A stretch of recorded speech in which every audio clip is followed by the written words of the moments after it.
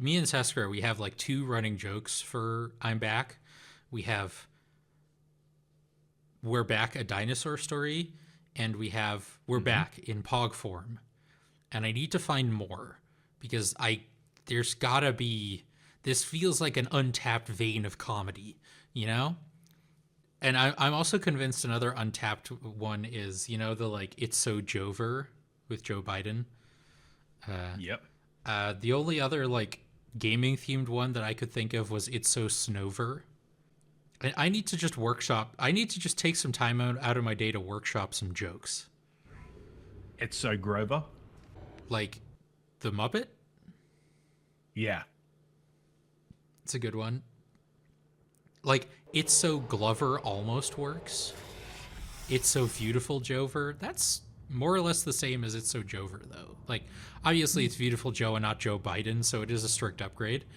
But just in case anyone wants to take me out of context, I dislike Joe Biden as much as I dislike any American president, because you basically can't be in a...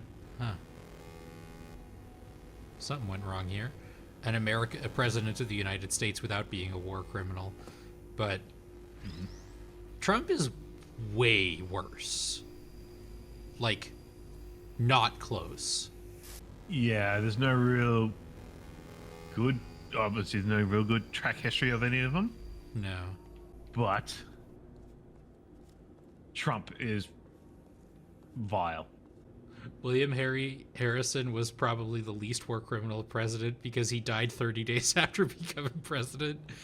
Yeah. Now, see that I know from The Simpsons. I harbor some, like, I don't want to say misgivings necessarily, but some bad feelings for Rooster Teeth, which are at this point mostly unfounded, to be honest. I was a big... I have to go over there, maybe? No. And what was his jump for? Can you go up there? Okay, we have to split up here for a minute. Top left. I forgot I could make portals. Oh, God. This game does that. There's a fun story about this sign to the right here. Pressure has reached dangerously unlethal Yeah. levels. In that, during testing, they saw that a lot of players would look away. And so they were like, well, we want people to see the cool animation we did. Those of you who have watched more of our streams will know that I don't have an office chair at the moment. It just sort of broke. I currently can't sit on it because the seating part will just slide off and it will make me hit the ground, and I don't want to do that. And so I've been sitting on this dining table chair, which is not a great replacement because it has given me back pain. And let me see if and moving around on this chair is awful because it doesn't have wheels. So I have this chair back here. This has been my, like, I still want to sit at the computer, but I want to rest my back a little bit chair. The problem is, as you could probably tell, it's really far down. So thank God this happened, like, after I got, like, my desk being able to go up and down electronically, because before that, not a chance. Like, I have to move my desk all the way as far down as it will go, and then sit with most of my body underneath the desk to be able to access my mouse and keyboard. So it's not a great solution. Also, this is a very minor complaint. I dinged my arm on my oven last night, and I have a horrible looking cut on my arm. Oh, no. Yeah. Oh, no, It you've been happens. injured. Yeah. It's one of the many injuries that is plaguing me at the moment. I also slept on my shoulder weird 2 days ago, and it hurts, which is just so fun. I love being in my 30s. I've been playing Fortnite. Ah, yes. Oh, yeah, you posted the clip of you as the Green Ranger just absolutely Yes. smoking a bunch of 12-year-olds. To be fair, it wasn't 12-year-olds, it was bots. Ah, I see. So they're even Like, younger the than game Heyo. Yo, hell. So it is kind of goes funny between- how, like, the Yeah. world, like, I say the world. There is an element of confirmation bias, I suppose, that like it feels like everybody in the world is playing Hollow Knight Silksong at the moment, and like as far as podcasts host on Gamepodular shows goes, there's one of us. Like, but to go back to Silksong for a minute, which again, neither of us are playing, so you will not get any spoilers. It is kind of funny how it has permeated discussions on gaming so much in such a short amount of time, to the point where I dreamed about Silksong last night, and I am not playing it. But it was like 70% of my dreams last night was just Silksong stuff. That's how much we absorb. That's the power of social media, baby. Yep. That's the kind of stuff that I'm glad I left academia for. Not that I was like an academic, you know, I did part of an English degree, but it's that kind of academic writing that I just never really got along with. I love telling this story. It was in my first year of university. The day that I decided that academia wasn't for me was the day that I turned in an essay in university about, I forget which short story it was, but it was a short story of like a man is like, his ship is wrecked and he has to go back home on his own, basically. It was sort of in the spirit of Rime of the Ancient Mariner. And I was like, ooh, I'll have some fun with this, which in academia you can never do. That's exaggerating for comedic effect, but it felt like that sometimes. And I turned in the essay and I call it A Boatload of Seamen. Yeah. And they were like, you shouldn't do that. And I was like, oh, I don't know if this is for me. Yeah. I have not seen more of you, so I cannot comment. I decided, I was really bored one evening and I was like, it's on Netflix. I'll just watch it for the memes, you know? It wasn't worth it, to be honest. Like, it was just boring. Like, Madam Web is at least bad in a funny way. That's... Like, but Morbius is just boring. Spoilers for Madam Web, I suppose, in case anyone cares. The funniest thing about Madam Web is that the day is saved by Pepsi.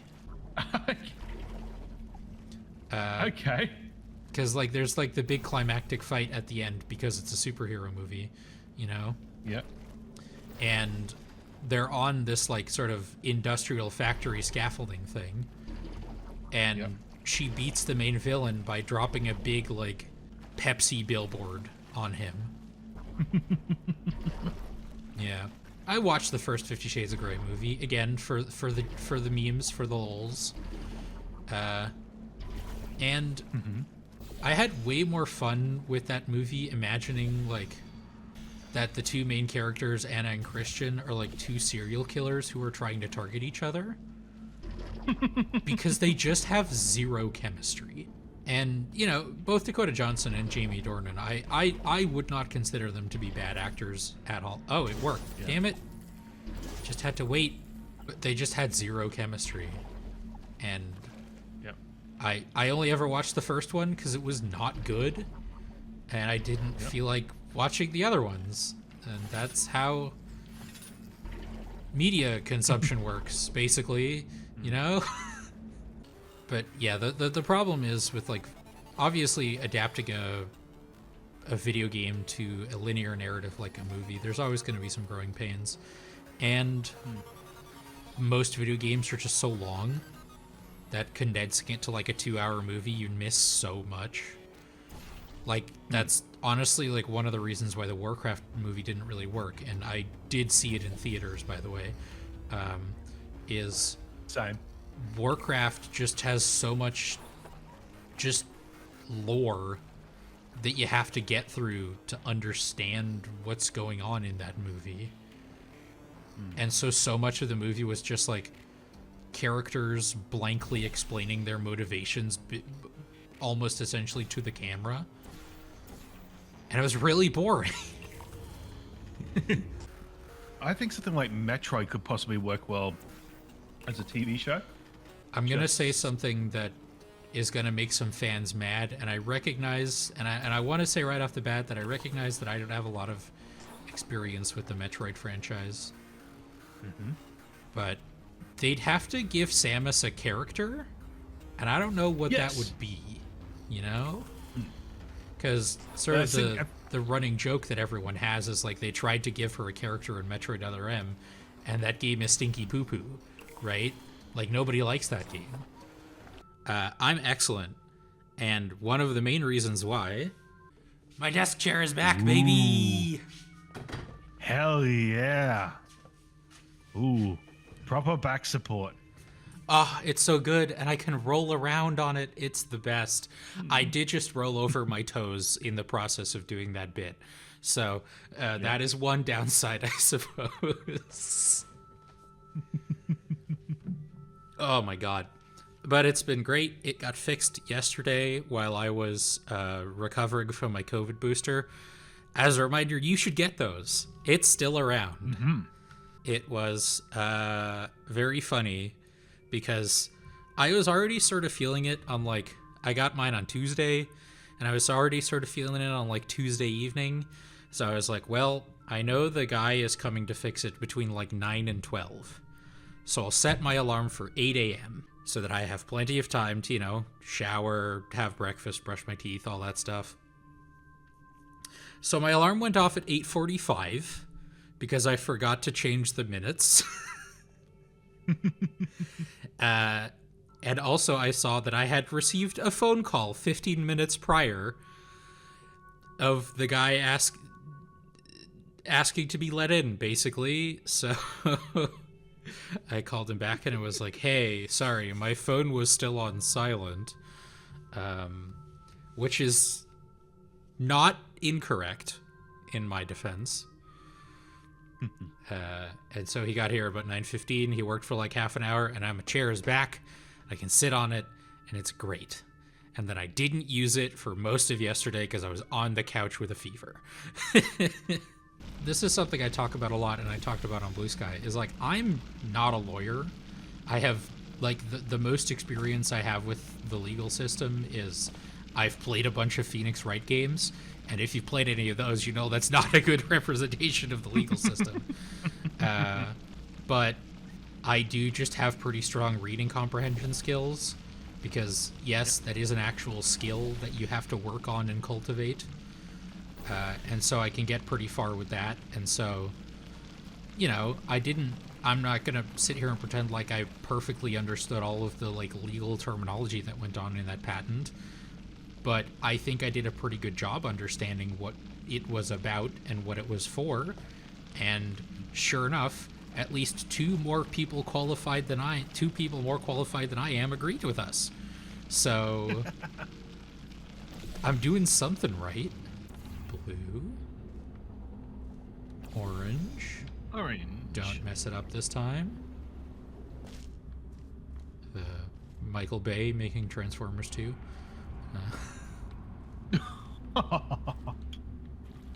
And he did. How do you feel about those like intentionally super difficult, like, Kaizo style games? Like, obviously the most famous one is I Want to Be the Guy. Oh, yeah, I'm not a fan. Let me tell you, that's one guy I would not want to be. No. One of my, I guess favorite is a strong word, is you like, what's this actor who is active in like the early to mid 2000s up to right now? And 70% of the time, the answer is Jesus movies and Christian movies. Or Christmas movies. Like, they find their niche, and that's just the rest of their career. And, you know, the weird evangelical movies, I'm telling on myself a bit by calling them weird, I suppose. Like, they can be kind of odd and embarrassing, cringe, if you will. But hey, if it's a steady gig, it's a steady gig, you know? That's the thing, especially with Christmas movies, is if like most of what you do is just Hallmark Christmas movies, I can think of way worse things to do with your acting career. I do really feel bad for a lot of actors though. Like, it's become so much more important to like really vet who you work with. Like, a famous example, I say famous, a notable example that I'm aware of is Kate Mulgrew. She did, there's a Folding Ideas video about this, if people know what I'm talking about when I say that.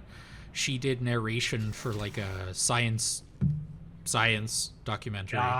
Yep. Just moving. And, you know, that documentary ended up implicitly supporting geocentrism, which is, you know, obvious pseudoscience. But, like, she didn't know that going in. So she just, you know, she signed the contract, did the voice, and then later had to put out a statement like, if I had known it was this guy, I wouldn't have done it, but I didn't until, like, the contract was signed. It's gonna be, like, really funny if this is the first stream that people, like, see of us and be like, well, I guess there has never been less doubt about what these people's political beliefs. And to the you I say, yeah, what about it? Life is politics, baby. And Yep. politics is life. Even though I wish it wasn't. So how do we do both? Or as Americans say, both. Programmed in one last tremor for all time's sake. Two, like one or two more tremors in there just for fun. Warning. Core overheating. I let him keep his job. I'm not a monster. Ignore what he says now. Just keep on testing. Truly the equivalent of, quote unquote, fixing your check engine light by putting black duct tape over it. This is just the kind of thing that I think about a lot, and I want to talk about it with other people, you know? And as much as I love social media, especially, like, you know, I'm a big microblogging fan. I liked Twitter back when it was good, and I like Blue Sky, and Mastodon is slightly boring, but it's, like, fine, you know? But these kinds of discussions that we've had are not really suited for that kind of thing, that kind of platform. And that's something I wanted to mention about the Nintendo patent thing. Like, I talked about this on the podcast as well. A lot of people's impressions of that situation were the way it looked to me based on a screenshot of an article that also got a couple of things wrong. And they didn't read the article, the whole article, and they certainly didn't read the patent. But there is this kind of, like,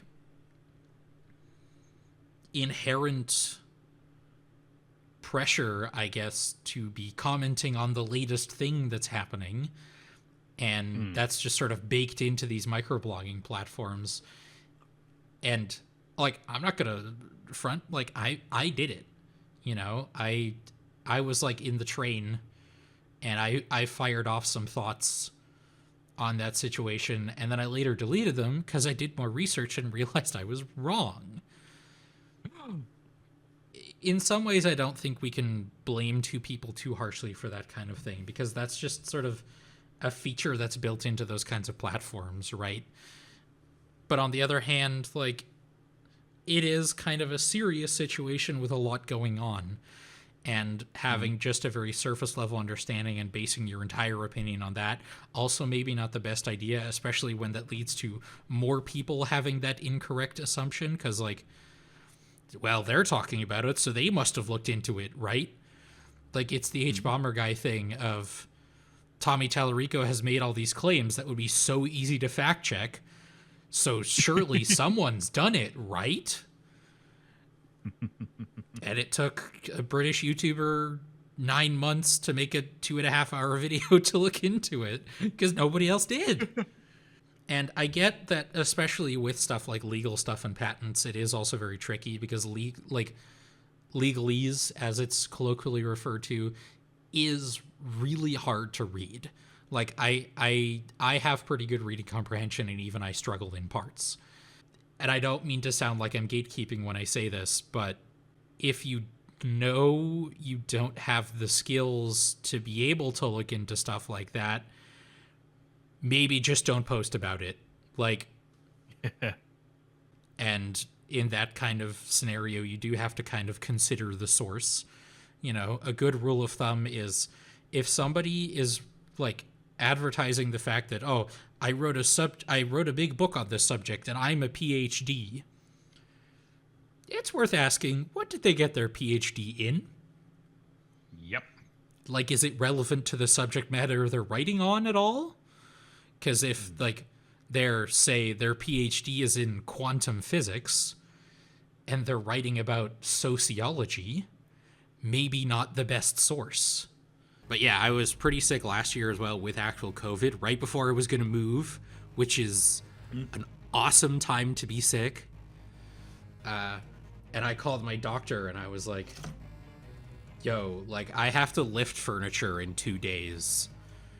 Can you give me, like, something, literally anything? And my doctor was like, yeah, I don't know what you expect us to do about it. You just take, like, paracetamol and just wait. But I can't wait because I have to move. So it was just me and my parents. We were all sick because I got it from them.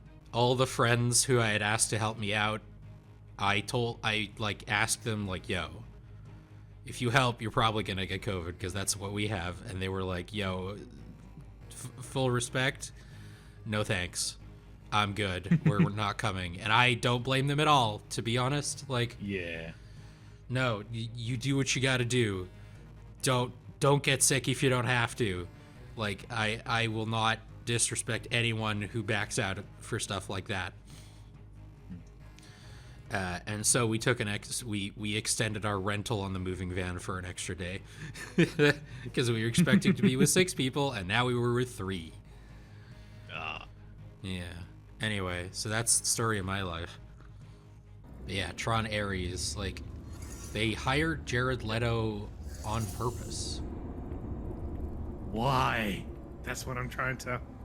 I think I was watching the Red Letter Media Half in the Bag on it today, and according to them, at least, I haven't been able to, like, double check this, so take it with a grain of salt, but I probably should have looked before I leapt. According to them, he also, like, produced the movie, so he basically bought his way into the cast. Oh. Because, God, he's just an incredibly bland actor. And, like even, like, he's got allegations against him. Yep. Even, like, very recent ones, I think. And, you know, they're allegations, although, you know, I'm inclined to believe them. Exactly. But even putting that aside, which, to be clear, you generally shouldn't, but even putting that aside, he's just an incredibly boring actor. What if I just go in there and do it myself? Just bump into them.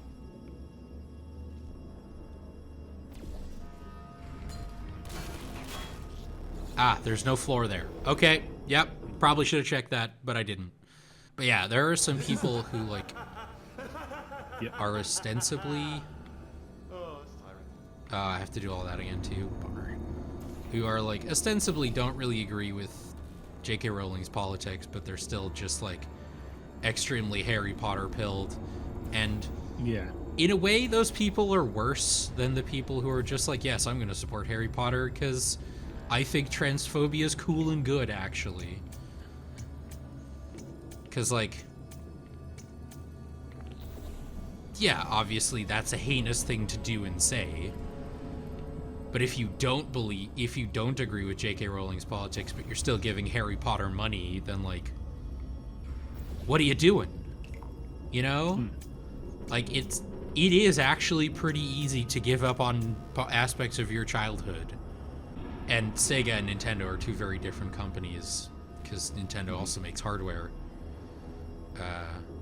And Sega has, I think, sort of just accepted their position as like, we just make cool games and also Sonic games.